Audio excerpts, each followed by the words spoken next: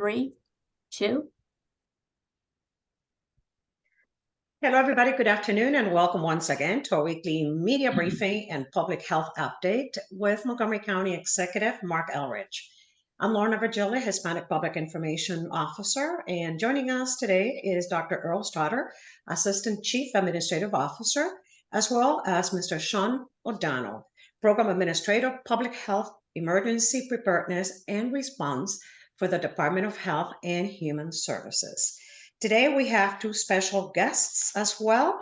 We have with us Kelly Groff, who is the President and CEO of Visit Montgomery, as well as Corey Van Horn, also from Visit Montgomery. Members of the media, remember to use the chat during the Q&A portion of this presentation. And with that, good afternoon to you, Mr. County Executive. Good afternoon, everybody. Thank you for joining us again.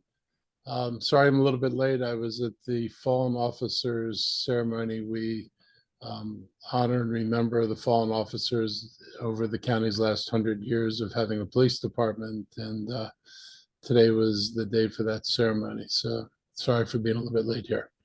The start of May means the beginning of several important campaigns for Montgomery County. That includes Building Safety Month for our Department of Public Safety. Throughout the month, DPS will offer free residential maintenance inspections for the first 300 families that sign up. The best way to do this is for residents to call 311 to see if they qualify. During this first week of the campaign, DPS leaders want to remind the public that building safety starts at home. May is also Asian American Pacific Islander Heritage Month. And on Monday, the county released the Healthcare Providers Handbook on Hindu patients to coincide with the start of AAPI Heritage Month. This is the first handbook of its kind in the United States, providing detailed information specifically for Hindi and Jain patients. The guidebook also aims to inform healthcare providers of religious beliefs and traditions practiced by Hindus, as well as dietary needs of Jain patients. It covers a broad range of topics, including prayer, maternity services, diet, traditional medicines and remedies, and end-of-life issues, along with care for the elderly, as well as county and state resources that might be available. The book's a partnership between our Asian Pacific American Advisory Group and the State of Maryland Commission on South Asian American Affairs. I want to thank the co-chair of the committee group, Ishani Chowdhury, and the county's Asian community liaison, Yi Shen, for their work in bringing this resource to the public and spreading the word about it. The Office of Community Partnerships will now focus on outreach to hospitals, nursing homes, private ambulatory services, and community organizations and health fairs. Tourism and travel are important to Montgomery County's economy, and we're also a hospitality hub with Marriott International, Choice Hotels, and other hospitality companies that service the world. Nearly 20,000 visitor-supported jobs represent 4.4% of all Montgomery County's workforce. We have always been a destination for both leisure and business travel prior to the pandemic. And Montgomery County is the most visited county in Maryland, welcoming over 6.8 million visitors and generating $1.4 billion in spending in our local economy.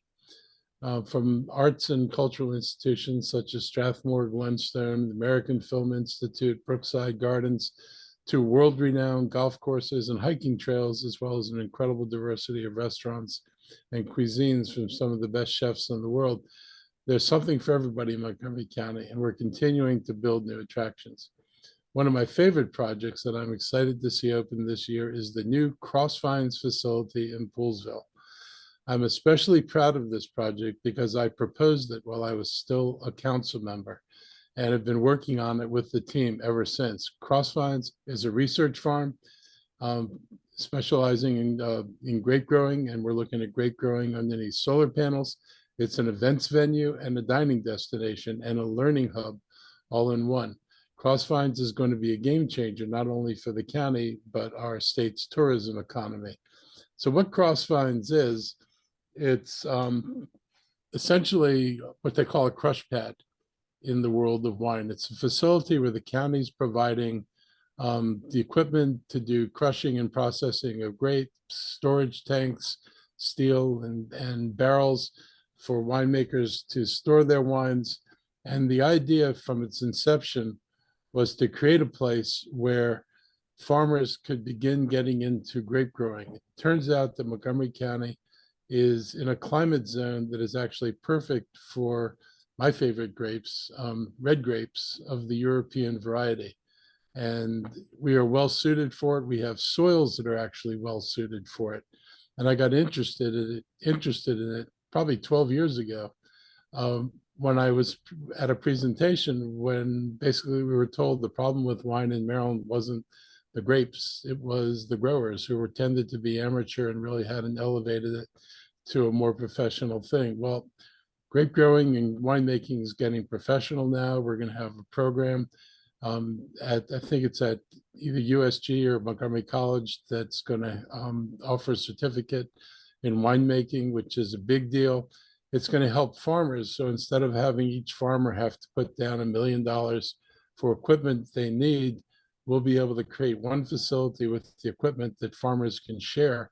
A lot of times when you're processing grapes, you can go through, crush your grapes in a matter of hours rather than days or weeks. And so it'll allow us to serve multiple farmers in getting grapes processed and ready for winemaking. The county will have a winemaker, but farmers could also bring in their own winemaker. And this is the goal here, is to add another crop to the ag reserve and another high value crop. Grapes, when they leave the farm gate, if they leave in a bottle, they're the number 2 value crop. If they leave as raw grapes, they leave, I think, as number 4 value crop. And another interesting factoid about grape growing is that the state of Maryland requires that anybody buying grapes, needing supplemental grapes for their wine production, have to buy Maryland grapes first. So if you're growing Pinot Noir or Cabernet grapes and somebody else needs grapes, they have to look at Maryland sources before they go out of state. So it's going to be good for farmers. It's going to be good for tourism. One of the things we're talking about today. It's one of the things that I thought about back when I initiated this idea was replicating the kind of wine tourism you see in Northern Virginia. We have the soil and the climate to do that.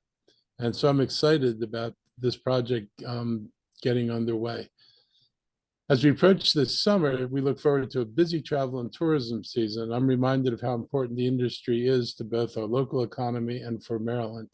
Montgomery County receives over $86 million in taxes that come from tourism activities. And today I'm happy to welcome the team from Visit Montgomery, who are here to share some of the great things going on in travel and tourism and to promote this effort to bring more visitors to Montgomery County. And I'm going to stop talking and turn it over to Kelly Groff. And after that, we'll take media questions on the Discover MoCo campaign.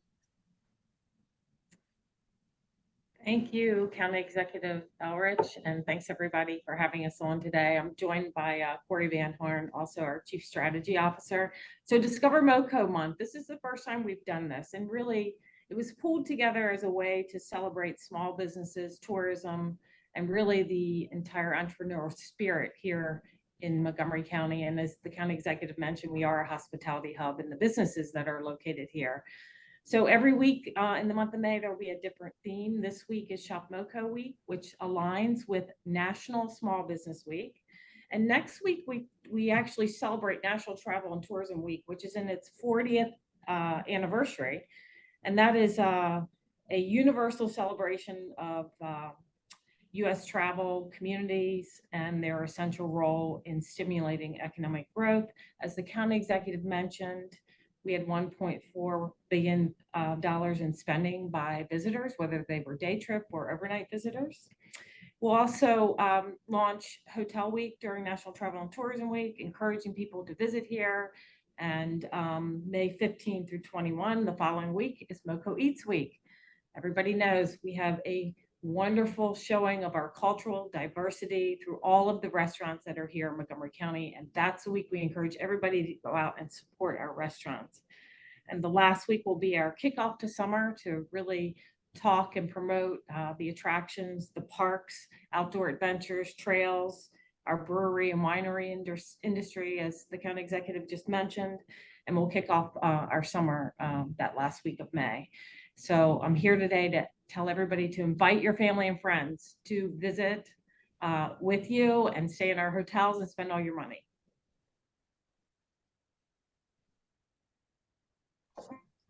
Corey, do you have any opening remarks or no? Do you? I echo Kelly's comments. Thank you. Okay, wonderful. So then we are going to open it up for the Q&A portion of this presentation. Members of the media, if you have any questions regarding National Small Business and Shop MOCO Week, Discover MOCO Month, can you write it up on the chat or raise your hand so that you can ask the questions to our guests?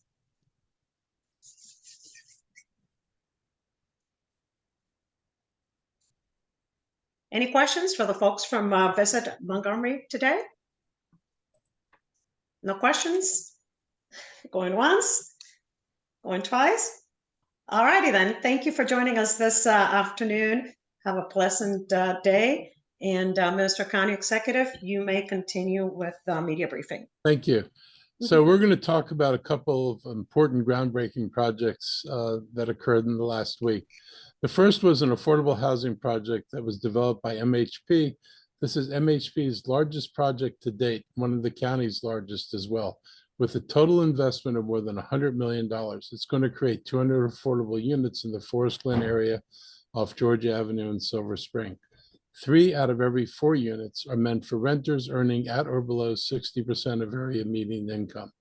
More innovative projects like this that help us add desperately needed affordable housing are in the works. And I want to emphasize this reaches into incomes below 60% of area median income. Most of what gets built in the county that passes for affordable housing is serving people between 60 and 70, maybe 75% of area median income. These mean incomes north of $60,000 a year. We produce very little for the tens of thousands of families that are below that. So this is an important project for us. Also on Friday, in the midst of a torrential rainstorm, we had a crowd of more than 50 people come to the Burtonsville Shopping Center to get an update on development there and break ground on a community plaza. The development will add a minority-owned gym and fashion retailer TJ Maxx in 2024. Last year, the developer announced the Sprouts Market will open there later this year, and it's important to recognize the help we receive from state lawmakers in securing money for improvements. The state of Maryland is contributing $7 million to revitalizing the Burtonsville Shopping Center. More money will be used to improve public transportation in the area and help us expand bus rapid transit to move more people from home to work and then back again while taking care of the road needs as well. Budget considerations. I know that the county council is currently reviewing my budget recommendations, and I want to mention something that is generally part of the public, not part of the public discussion, but is tremendously important. Something that is called OPEB, O-P-E-B, which is a trust fund that we created 15 years ago to set aside money to help pay for retirees' healthcare costs. Sounds good. We've been extremely prudent allocating money to this fund. We've done a good job of allocating money. Today, there's more than $750 million in this fund. And about a third of that money has actually come from interest and dividends on our investments. I will say, on the other hand, we've not spent a dime of that money on retiree health care. So this fund continues to grow and has yet to be used for the purpose which the charter says was to fund partly or entirely the cost of retiree health care. And the fund is going to continue to grow well with our investments. It's currently in such good shape that our financial advisors, one of the leading national consultants on what do you call them, fiduciaries on funds like this, tells us that we can withdraw millions to help pay for retiree healthcare costs for county employees. Why does this matter? because this is a suggestion I had that could have helped reduce the amount of taxes we needed in this budget by using some of the millions of dollars that are sitting in this fund unused and use it to pay part of the healthcare costs. Using some of that money would still mean that the fund would stay intact. If we continue to have the historical rate of growth, which includes the ups and downs of growth, that fund would increase faster than the withdrawals that we would make.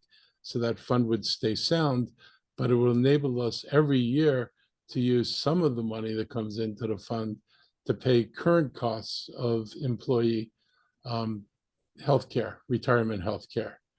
To date, we've never used any of the money to pay for county retirees' healthcare costs. Instead, all the county share comes from the general fund, and the general fund, as I think you know, is where your taxes go. Today, I'm urging the council to follow the guidance of the financial advisors and use some of the ever-growing trust fund for its intended purpose to help cover retiree healthcare costs. It is true that we've had a practice of doing what we're doing now for 15 years. That doesn't mean it was a good practice. It was probably a good idea to start setting up a fund, but we never used the fund the way it was intended. And we're proposing that we start using the fund the way it's intended. I'll go farther and say, when I was on the council and during previous councils, they rated the fund in order to, they rated the funding of the fund, reduced the payments in order to pay for ongoing funds in the operating budget. This year, there's no recommended payment. There's actually a recommendation that we reduce our funding. So we've gone or taking money that was supposed to go into the fund in the past for other things. It's time to start using it for what it was intended for, and it's time to use it in a responsible way that keeps the base fund intact and will provide this flow of revenues that the county can use to help fund some of the things that we're struggling to fund right now.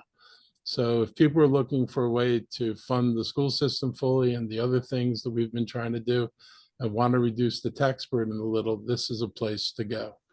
We already do this for healthcare costs of school retirees. Quite ironic, because both funds are managed by us, but for the school system, they're allowed to take some of the money and put it toward paying the school retirees, and we treat county retirees in our system completely differently. If there's a logic, the logic should oppose to both. The school system fund is also equally enormous and in no sign of disappearing. So we believe it's fiscally prudent and it eases the burden on taxpayers, and it's an idea whose time has come. I also want to note an item in my recommended budget in the context of the entire budget. It's quite a small amount that can have a large impact. I included $246,000 to fund the Office of People's Counsel. This is an existing office. It was created in the 1990s by then council member Ike Leggett. It functioned until 1910, when we got hit with the recession and the council made a decision to not fund the office. That has now become a permanent decision of refusing to fund the office. And this office actually matters. I've heard from many residents asking that the funding be restored, because this is an office that levels the playing field. Many communities, when they're dealing with development or proposals for development in their community, are ill-equipped to match the expertise and information that developers and their attorneys have. It's like going to a boxing match with your hands tied behind your back. The Office of the People's Counsel was allowed to advocate for the public interest, as well as to help residents understand what their rights were, what the laws were, and how to go about making their case in front of either the planning board or the Board of Appeals. The Office of the People Counsel worked for a fair and complete record on land use matters, so that if things are being left out, if there were issues that were being glossed over, the OPC could raise those issues, and it does this on behalf of the public interest. In 2008, a report by the Office of Legislative Oversight, a council group, about the OPC, and included interviews with over 50 people, and half government representatives, half non-governmental residents and land use attorneys, and almost all agreed on the need for and importance of the OPC. Many of our neighboring jurisdictions have similar offices, and they've maintained them for years, even while we have not. There's a bill recently introduced that would eliminate the Office of the People's Council and replace it with an utterly toothless entity. I want to quote from the council's recent racial equity and social justice analysis. They looked at the Office of People's Council, they looked at the proposed replacement, and this is what they said. As advocates for the public interest in land use decisions, the offices of the People's Council are uniquely positioned to advocate for the interests of BIPOC and low-income constituents not typically represented in land use decisions. The analysis also notes that if the OPC were funded, it would advocate for racial equity and social justice as part of its advocacy for the public interest. And it concludes by recommending that the OPC be funded, not replaced. I know there are many competing budget demands, but this is a small amount that produces a large dividend in advocating for and protecting the public interest. And I hope the council will finally restore funding to this and not put a fig leaf around some other proposal and pretend it's going to do something that it's not going to do. They are not the same thing. In a community health update, one important change that is related to the end of the COVID-19 public health emergency is the end of expanded eligibility for Medicaid. During the pandemic, many more people were able to qualify for Medicaid, but beginning last month, current residents have been notified they'll no longer, they'll have to go through a redetermination process. They will no longer qualify as eligibility requirements return to the pre-pandemic guidelines. So if you were qualified because of an expansion of the pre-pandemic guidelines, you're going to have to reapply now, and you may not qualify under the new guidelines. The state's been notifying current enrollees of the change, but we want to emphasize the information so that Montgomery County residents know about this significant change. The redeterminations will not all happen at once, but when they happen, you'll know it. And if you're a Medicaid recipient, be sure that your contact information is up to date. Confirm your information at www.marylandhealthconnection.gov. Check in. And if you've gotten renewal letters already, please be sure to respond to them, or you may risk losing your coverage.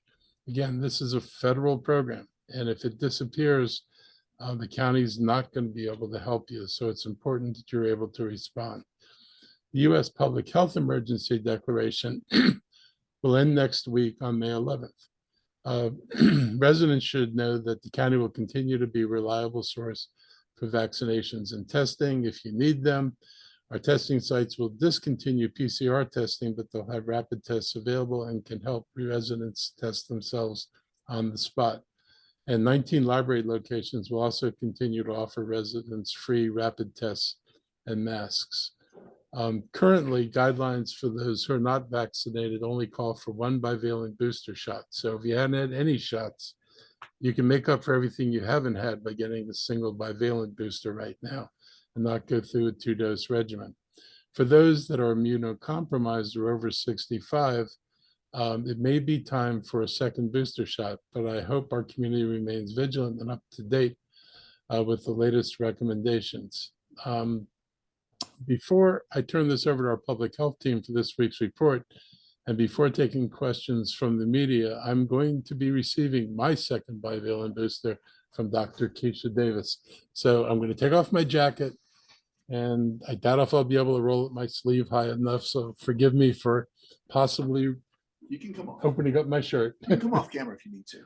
Well, how am I going to get a shot of this? It's okay. They'll No. understand. No, they won't. Is this high enough? No, actually, if you undo this button here. Oh. you can make it again. Success. There we go, there we go. All right. Since I don't like shots, I'll probably be closing my eyes and certainly not looking at it. Well, what you need to do is relax, let this arm hang, loosey-goosey. There we go. Get to that meaty muscular part there, right? Just muscular part. The muscular part.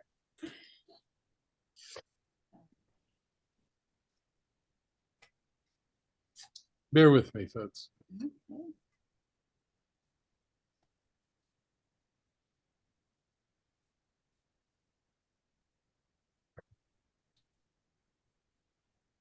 Deep breath and don't cry.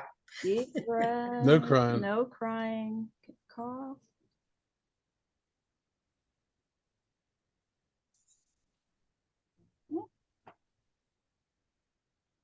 And as I understand, this chip is solar power that they just put into you. Is Yes.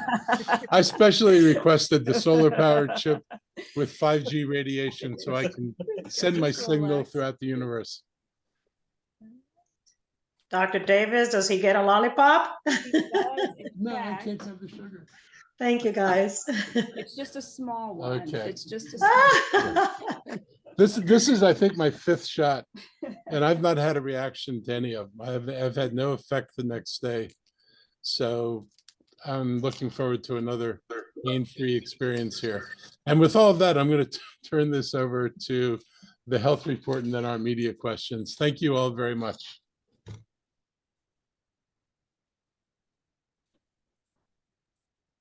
Okay, 1 second, I'll share my screen.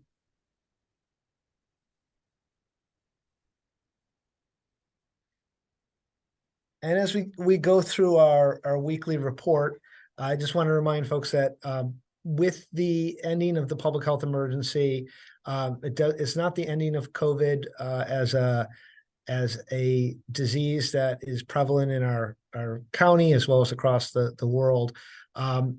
But it is a transition to utilizing other resources. There's still federal resources, there's still state and local resources to do this.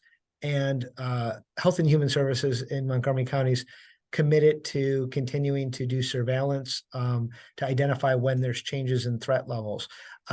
Looking at those, what I'm sharing with you surveillance today, there's predictions based on previous weeks CDC surveillance of the variant.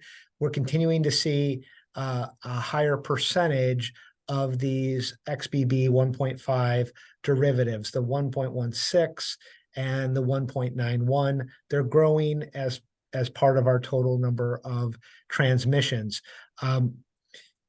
We haven't seen a huge increase across our reportable testing, which is the PCR testing. We have noted this has gone up a little bit over the last week, and then it leveled off and went up a little bit today. But we're not seeing that translate at this time to hospitalizations. We're still cautioning our high-risk residents, those who are over 65, those who are immunocompromised, still cautioning them that they're at risk for COVID complications, those with multiple underlying conditions. That's why the FDA, the CDC, and state and local health departments are recommending a second booster for those people, or a second bivalent shot for those people over 65 or those people who are immunocompromised.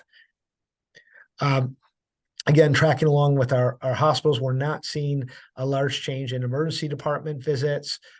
We look at flu-like symptoms, which indicate contagious diseases going to the emergency department. We look at total visits.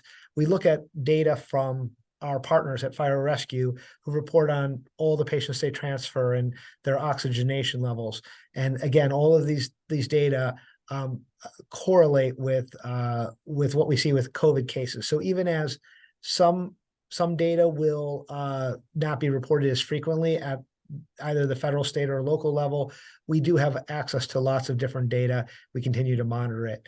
At our hospitalizations overall, there was no change in the total number of patients between last week and this week with a COVID diagnosis. That is down to 18 total individuals. Again, we continue to track mortality for this. I want to emphasize, even as we see the numbers come down, these are still a lot of deaths that we believe mostly could be preventable with an appropriate vaccination strategy and precaution strategy. So that's why we continue to emphasize this message. We'd like to see these deaths closer to zero. Again, we continue to distribute rapid test kits at all of our libraries, a few of our rec centers.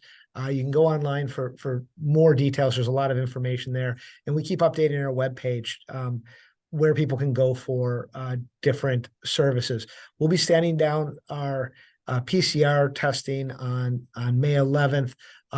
We've already seen very, very limited utilization of that. The vast majority of people are using rapid test kits. But if someone does need a PCR test, there's a great search engine that the CDC runs for no cost COVID-19 testing. So even if you don't have insurance, you can go there and, if you're symptomatic or have been exposed, they'll provide the test and there'll be no out-of-pocket costs. Those are the updates we have across public health. Again, we just want to emphasize the importance for all of our residents who have been on Medicaid over the last few years. Please make sure that you log into the system, make sure your contact information is updated, and just monitor it for communications from our state counterparts as well as the local Office of Eligibility Services. Some people may be notified that they no longer qualify at the end of the public health emergency, and we'll work with you to identify other sources of healthcare insurance, either through the exchange or through other services that may be available. So again, please monitor it. We don't want anybody to be surprised, and we want to be able to help you in advance of you needing those services. Thank you, Mr. O'Donnell. For those of you watching us at home through County Cable Montgomery, this broadcast will end on that channel at 1:30 this afternoon in about 11 minutes or so, 15 minutes or so. But we continue on the county's YouTube channel as well as on the county's Facebook page, which is Montgomery County Government. Dr. Sauter, do you have any opening remarks? No, we can take questions. Okay, so we're ready to open it up for the Q&A portion of this presentation. Members of the media, use the chat. The county executive, you're coming back. Your camera was off. Thank you. Let's see, members of the media, this is a Q&A portion of the presentation. If you want to ask any questions, raise your hand or use the chat, please. I want to raise one more thing before you ask the first Okay. question. Something I meant to mention during this COVID part. In case anybody is confused about whether COVID's still around, it is the fourth leading cause of death. That is not something that has gone away. That's something that's still with us. It's still killing people. So people should not get too comfortable in ignoring something that is the fourth leading cause of death. That's why I got my shot. I prefer not to become part of that statistic. Anyway, go on with the questions. Thank you, Mr. County Executive. I think the first question comes from Jeannie Bixby from Moco 360. Jeannie, do you want to ask a question? Go ahead. Good afternoon. Good afternoon. Am I okay to ask now? It's not a health related. Yep, anything you want. Okay, cool. Okay, great. Hi, Mark. I wanted to ask you about, you've put out this letter pushing back against this Little Falls Parkway project. Could you talk a little bit about why you've chosen to do this? Because I thought, looking at it and listening to some of the residents' concerns, it seems that our approach was a little bit like a sledgehammer. I am not in favor of cutting down those many trees. And I think there has to be a greater effort made to preserve the trees. I mean, if we're going to go through neighborhoods and do that, it's going to make a lot of people unhappy. And, this sidewalk, from the data I saw, had more opposition than it had support. So if we're going to do something, we should do it to try to maximize the amount of support for the project. So I'm glad the department's going to take a look at it and look at what they can do in terms of location of the sidewalk, width of the sidewalk. I've got a third suggestion I'd like them to look at that would accomplish getting a sidewalk there, but would not be so environmentally destructive. This question's on Little Falls. Oh, wait, was this Little Falls? Oh, I thought it was a question about Rock Creek Manor. Sorry. Little Falls. Yes, I did push back on Little Falls. Yeah. I've seen the traffic back up there, number one. So I know the traffic backing up is not an imaginary thing. I know that residents have seen an increase of traffic through the neighborhood. I know that if Little Falls is backed up, that the neighborhood streets become the fire department route to Bethesda. not Little Falls Parkway, which is a better route. And I don't think, given the amount of development that's planned for the West Part area, where they're talking about thousands of housing units and major additions of retail, that it's a good idea to do this. And it's not like they're taking the whole thing away. They're going into the middle of a road, and then for, a small area, they're taking out a slice of the road. And it makes no sense. You got 2 lanes that are going to feed to one. And then it's going to go, then it goes back after that. It just doesn't make sense to me. And there are ways to make sure the bicyclists are safe without doing that. So I don't support the configuration. I thought Andrew Friedson's letter was pretty good. And, I don't always agree with Andrew about things, but I thought he nailed that one pretty well. All right, thanks, Mark.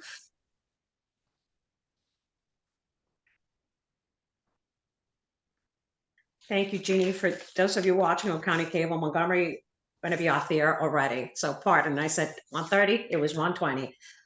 Any more questions, members of the media, for the county executive and or the rest of our guests today?